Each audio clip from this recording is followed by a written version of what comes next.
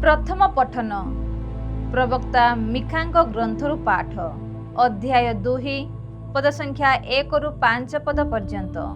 पाठर सारांश। से माने क्षेत्र को दाखल करी घर अधिकार करती। वर्तमान पाठ आरंभ।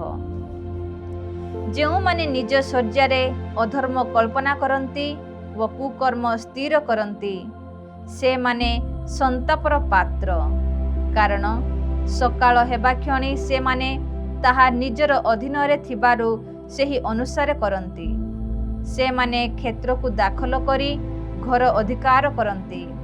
से माने पुरुष व ताहार गृह, मनुष्य व ताहार पैतृक अधिकार दाखल करती। एणु प्रभु एहिपरि कहती, देख आम्भे एही गोष्ठी विरोधरे कल्पना करुछु। तहिरु तुम्भे माने बेक काटी नेबाकू किंबा गर्व करी चली जिबाकू पारिब नाही, कारण ताहा दुसमय अटे। सेही दिन से माने तुम्भ विरोधरे व्यंजना करी दुखरे कहिबे, आम्भ मानकर सर्वनाश हेला। से आम लोकर अधिकार हस्तांतर करुअछंती। से आम्भ ठारु ताहा दूर करुअछंती। से आम्भ मानकर क्षेत्र विभाग करी विद्रोही मानकु देउछंती। एथिपाई गोली बांट द्वारा परिमापक रज्जु पकाइबा पाई प्रभुंक समाज रे तुमर केही नथिबे। एहा ईश्वरंक वाक्य। परमेश्वरंकु धन्यवाद।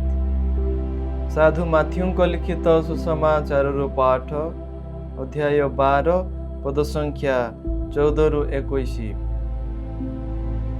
किंतु फारिसी माने बाहरी जाई जीशुंक विनाश करिबाको षडयंत्र कले। जीशु ताहा जानी पारी सेठारु चली गले, किंतु बहु संख्यक लोक ताहांकु अनुगमन कले एवं से समस्तंकु सुस्थ कले। से तांकर परिचय प्रकाश न करिबाकू सेमानंकु आदेश देले। एथिरे प्रवक्ता जिसायंक द्वारा कुहा जाइथिबा एही बाणी सफल हिला। देख मोर दास जहाँको मु मनोनीत करिछि, से मोर प्रियतम, जहाँक ठारे मोर आत्मा सुप्रसन्न। मु तांक उपरे मोर आत्मा स्थापन करिबि एवं से विजातीय मानंक मध्यरे न्याय विचार घोषणा करिबे। से विवाद करिबे नाही, कलह करिबे नाही, किंबा रास्तारे केही तांको स्वर सुनिबे नाही। न्याय प्रतिष्ठित न हेबा पर्यंत से छेता तृण नळकू सुधा भांगिबे नाही, किओबा मिंजी मिंजी होय जळुथिबा दीपकू लिभाइबे नाही।